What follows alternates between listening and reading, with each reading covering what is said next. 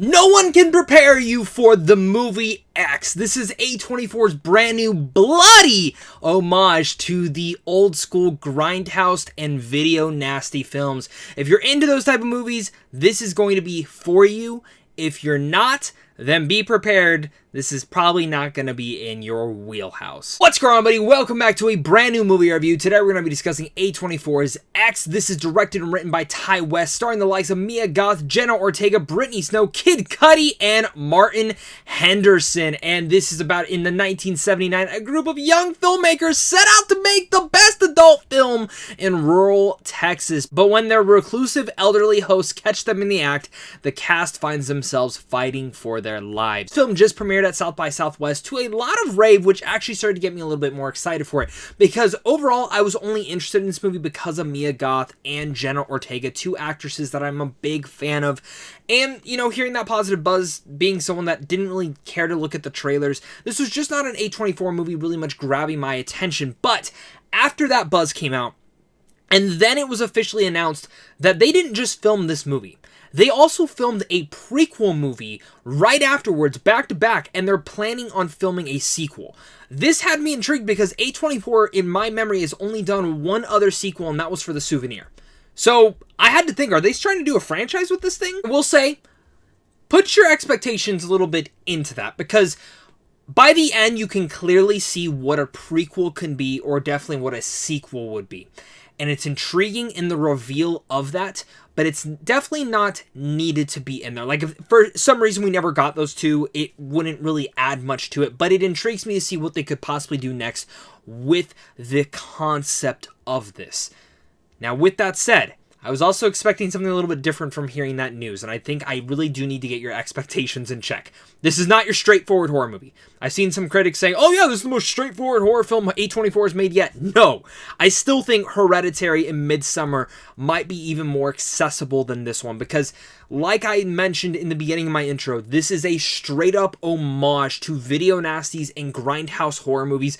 In the likes, it even has a lot of homages to Texas Chainsaw Massacre. So instead, there's a lot of sex and nudity in this, and tits and cock and all sorts of things like that. Boy, that escalated quickly. But we're going to have a fun discussion down below in the comment section, because I do want to hear your guys' thoughts down below. So make sure to hit that like and subscribe button, as well as leave a comment. Do you like A24 movies? Are you excited for X? Did you see this movie? Let's talk about it down there. Starting with my pros, something I do want to mention about X was something that I actually was surprised that the film had deeper themes than I was actually expecting. I thought this would be, again, a more straightforward kill these kids and kind of play around with that fun concept. Overall, though, it does have those, but there are a lot of themes in here. Some stuff about getting old, what that does to us, and in general, sex and lives and how it is popularized through so many different aspects of, say, religion, and how religion views it, adults view it, how teenagers view it, how generally different generations and different age groups look at sex. And I found it to be very interesting in there. And there's a lot more deeper themes in there that I feel like on more rewatches you might be able to gather and kind of come to formulate a little bit.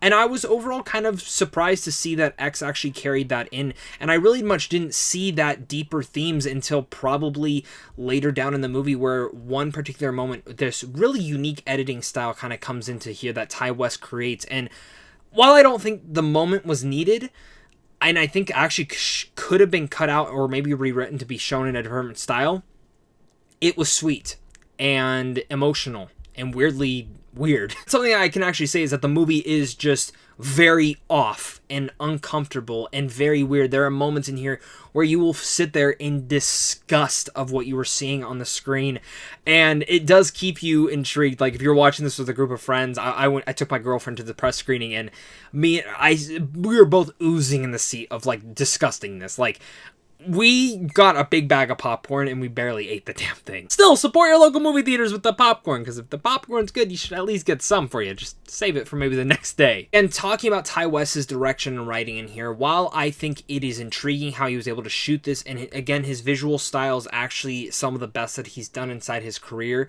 and honestly and arguably this is probably his best movie yet, I was satisfied, to say the least, with that. Was the acting in here. I mentioned how big of a fan I am of Mia Goth and Jenna Ortega. Jenna Ortega's had a great year for horror so far. Studio 666, this, and Scream.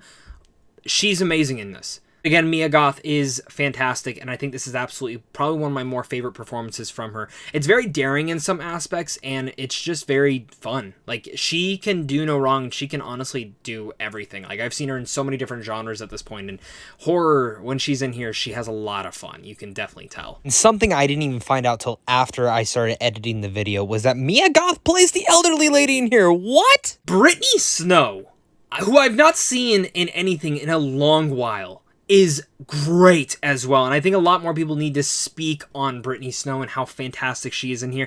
Kid Cudi was actually a big surprise, and to be honest, maybe I'm just dumb. I knew he was in the movie, but it took me a couple of seconds to be like, oh shit, that's Kid Cudi. Martin Henderson is also fabulous as well. That's something, the performances really much elevate this type of horror film. And again, I was very surprised to see how grand they were in their acting and really much bringing this entire formula to life. Our fans are going to have fun because this is a very brutal movie. The kills, every single, I mean, really much I say this, every single one of them are some of the goriest kills and like bloodiest things I've seen in a while. I was like, holy shit, what are we getting here? I think that's where this movie might split a lot of fans. I think some of you might be coming to this movie being like, seriously, you like this movie? And I'm going to say that, yeah, I really like this. The more and more I think about this movie, the more and more I'm coming to appreciate it and like it. But I think horror fans, people who grew up with films like this, are going to adore it. In fact, there was a film last year called Censor that personally wasn't my cup of tea, but a lot of horror fanatics I know loved that movie, and I kind of see the same thing here. I think this is a better made movie than Censor,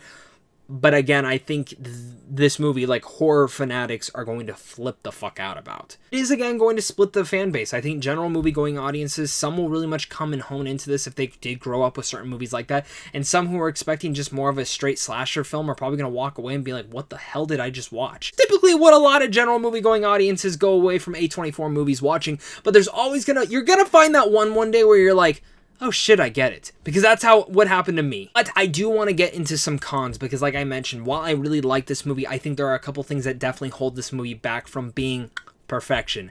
And one of those things is the length.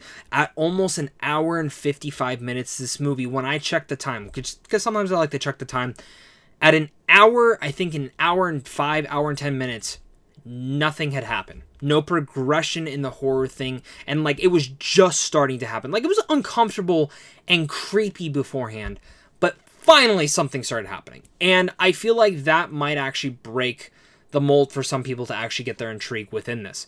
And I think that kind of just goes as far as say there were multiple scenes in here that I would have taken out or rewritten out or fixed in, and I understand the kind of vibe and aesthetic they were trying to go for, but this movie should have only been an hour and 20 minutes at most, and you still could have gotten the same themes, the same messages, the same kills, all sorts of things like that, and it would have really made no difference. I actually think it probably would have helped the pacing with the entire movie from Act 1 to Act 2 to Act 3. Even though I really love some of the reveals in Act 3, especially the finale one that makes me go, okay, I totally see where you're going to take this franchise next. Crazy to call, again, this movie a franchise, but it technically is. Even with that, it does make you think back to certain aspects of the movie that be like, okay, that is actually really intriguing. But then I could see 20 minutes of this movie cut out, and I would have been like, okay, I get it. As well as my other issue with the movie is a lot of tonal clashing. Sometimes it wants to be this fun slasher, horror, big gnarly movie, and then other times it kind of wants to be a little bit deeper with this dramatic avenue to it. And again,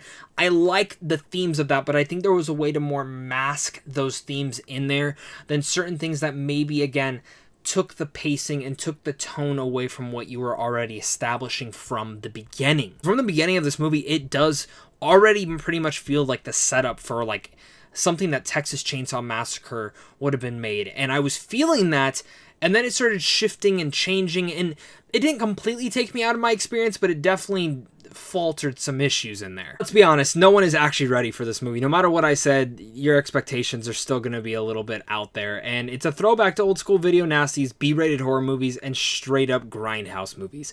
Imagine Texas Chainsaw Massacre, but with a lot more sex and porn stars all kind of getting into this. Ortega, Goth, and Snow, I thought absolutely stole the show, and I left intrigued with what the prequel and sequel will be.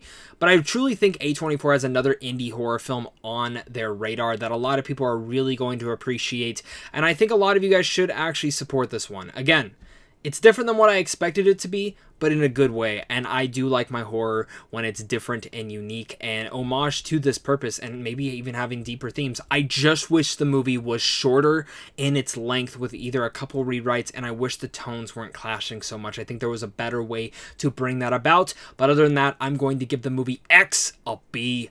Once again, guys, for watching this, you guys are really all the best. If you're interested in seeing movies early, head on over to Sandwich on Films as well for all sorts of movie news, reviews, and of course giveaways. Make sure as well to hit that like and subscribe button. Comment down below your guys' thoughts. What is your favorite A24 horror movie? Are you excited for X? Are you excited for the prequel and sequel if you've already seen the movie? Let's discuss it all down there. And of course, until next time, stay classy.